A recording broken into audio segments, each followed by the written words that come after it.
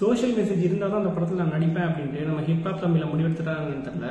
அந்த வகையில் நம்ம டெய்லி நியூஸில் பார்க்குற ஒரு முக்கியமான சென்சிட்டிவ் டாபிக் அட்ரஸ் பண்ணுற படம் தான் இந்த பிடி சார். ஹாய் கைஸ், நெஞ்சம் ஒன்று நேர்மையுண்டு ஓர் ராஜா படத்தை எடுத்த கார்த்திக் வேணுகோபாலோட 2வது படமாக ஹிப்ஹாப் தமிழோட 7வது படமாக ரிலீஸ் ஆகிருக்க படம் தான் இந்த பிடி சார். படத்தோட டைட்டிலுக்கு ஏற்ப நம்ம ஹீரோ ஒரு பிரைவேட் ஸ்கூல்ல பிடி சாரா வேலை பார்க்குறாரு. நம்ம ஹீரோ பிறந்தோடனே பாபா படத்துல வர மாதிரி ஒரு சாமியார் சொல்லிடுறாரு, ஹீரோவுக்கு ஒரு குறிப்பிட்ட வயசுல நிறைய பிரச்சனை வரும், அதனால எந்த சண்டை சச்சரவுலையும் ஈடுபடாம பாத்துக்கோங்க அப்படின்னு. அதனாலே ஹீரோவோட அம்மா ஹீரோவை எந்த பிரச்சனையிலையும் ஈடுபடக்கூடாது அப்படின்னு கண்டிச்சு வளர்க்குறாங்க. அந்த ஸ்கூலோட இன்ஸ்டிடியூஷனே அந்த ஸ்கூல் பக்கத்துலேயே ஒரு காலேஜும் வச்சிருக்காங்க. அந்த காலேஜில் ஒரு பொண்ணு படிக்கிறா. அந்த பொண்ணோட அப்பாவும் பார்த்தீங்கன்னா ஹீரோ 8th வீட்டில் தான் இருக்காரு. அவருமே அதே ஸ்கூலில் தான் வேலை பார்க்குறாரு. ஒரு நாள் காலேஜ் கல்ச்சுரல்ஸ் முடிச்சுட்டு நைட்டு வீட்டுக்கு வந்துட்டு இருக்கும்போது அந்த பொண்ணை ஒரு 4 பேர் டீஸ் பண்ணிடுறாங்க. டீஸ் பண்றது மட்டும் இல்லாம அதை வீடியோவா எடுத்து நெட்லயே ரிலீஸ் பண்ணிடுறாங்க. உடனே இந்த விஷயத்த போலீஸ் கம்ப்ளைண்டா போலீஸ் கிட்ட எடுத்துட்டு போலாம் அப்படின்னு சொன்னாலும் அந்த பொண்ணு வீட்டுல உள்ளவங்க யாரும் சம்மதிக்கல.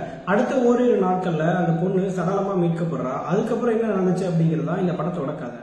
இது ஒரு பக்கா கமர்ஷியல் பிலிம். அதுக்கேற்ற மாதிரி ஹீரோக்கு ஒரு இன்ட்ரோ சாங், ஒரு ஃபைட் சீனு, பெரிய கேரக்டரைசேஷன் எதுவும் இல்லாம ஒரு ஹீரோயின், அவங்க கூட ஒரு லவ் ட்ராக்கு, ஒரு சில லவ் சாங்ஸ் அப்படின்ட்டு படம் ஃபுல்லா சில கமர்ஷியல் எலிமெண்ட்ஸ் ஃபுல்லாவே இருந்தாலும் படத்துல எடுத்துக்கக்கூடிய அந்த சென்சிட்டிவ் டாபிக்கை எந்த அளவுக்கு நேர்த்தியா கையாளணுமோ அந்த அளவுக்கு கையாண்டிருக்காங்க அப்படின்னு தான் சொல்லணும். இளவரசர் தன் பொண்ணை இழந்த ஒரு அப்பா எந்த நிலைமையில இருப்பாரு அப்படிங்கறத நம்ம கண்ணு முன்னாடி ரொம்ப தத்ரூபமா கொண்டு வந்தாரு அப்படின்னு தான் சொல்லணும்.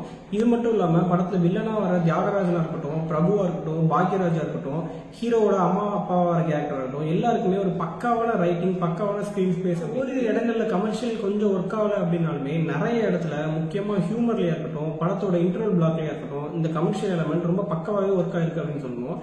அதுவும் முக்கியமா ஹீரோவோட அப்பாவா வர பட்டிமன்றம் ராஜா பண்ற காமெடியா இருக்கட்டும், ஹீரோவை மாப்பிள பார்க்க வர சீனா இருக்கட்டும், எல்லா இடத்துலயுமே ஹியூமர் பக்கமா ஒர்க் ஆயிருக்கு. தியேட்டர்ல எல்லாரும் பயங்கரமா சிரிக்கிறாங்க. கிளைமேக்ஸ்ல வர அந்த சின்ன ட்விஸ்ட் கொஞ்சம் சினிமாத்திரமா இருந்தாலும் அந்த அளவுக்கு தப்பு சொல்லும்படியா இல்ல. நெஞ்சம் கொண்டு நேர்மையுண்டு ஓர் ராஜா படம் எடுத்துட்டீங்கன்னா படம் ஃபுல்லாவே ஒரு கமர்ஷியல் ஆங்கிள் தான் போயிட்டு இருக்கும். படத்தோட ஹியூமர் பக்காவா ஒர்க் ஆயிருக்கும். பட் இது எல்லாத்தையும் தாண்டி படத்தோட கிளைமேக்ஸ்ல நம்ம சுத்தி ஒரு தப்பு நடக்கு அப்படின்னா நம்ம கண்டிப்பா இறங்கி அதை தட்டி கேட்கணும் அப்படிங்கிற ஒரு கருத்தை ரொம்ப ஆழமா பதிச்சிருப்பாங்க. அதே மாதிரியே இது ஒரு கமர்ஷியல் படமா இருந்தாலும் எடுத்திருக்க டாபிக்கை ரொம்ப பக்காவா அட்ரஸ் பண்ணிட்டாங்க அப்படின்னு தான் சொல்லணும். படத்தோட பிஜிஎம் ஓரளவுக்கு படத்துக்கு கை கொடுக்குதே தவிர இன்னும் நல்லா ஒர்க் பண்ணியிருக்கலாம். இந்த கமர்ஷியல் எலிமெண்ட்லாம் குறைச்சி இன்னும் இந்த படத்தை கிறிஸ்பியா கொடுத்திருந்தா இந்த படம் இன்னும் நல்லாவே வந்திருக்கும். அயலி சீரீஸ்ல லீட் ரோல் நடிச்ச பொண்ணு இந்த படத்துல அனிகாவோட தங்கச்சியா வராங்க. பட் அவங்களுக்கு மிகப்பெரிய ரோல் எதுவும் கொடுக்கல. முடிஞ்சா அயலி சீரீஸ் வாட்ச் பண்ணுங்க, ஒரு நல்ல சீரீஸ். ஸோ ஆக மொத்தத்தில் இந்த படம் தான் எடுத்துருக்க டாப்பிக்கை பக்காவா அட்ரஸ் பண்றதுனாலையும் கமர்ஷியல் எலிமெண்ட்ஸ் எல்லாமே ஓரளவு பக்காவா ஒர்க் ஆயிருக்கு அப்படிங்கிறதுனாலையும் இந்த படத்தை கண்டிப்பா ஒன் டைம் வாட்ச் பண்ணலாம். இன்னொரு வீடியோவில் உங்க எல்லாரும் சந்திக்கிறேன். தேங்க்யூ கைஸ், பாய்.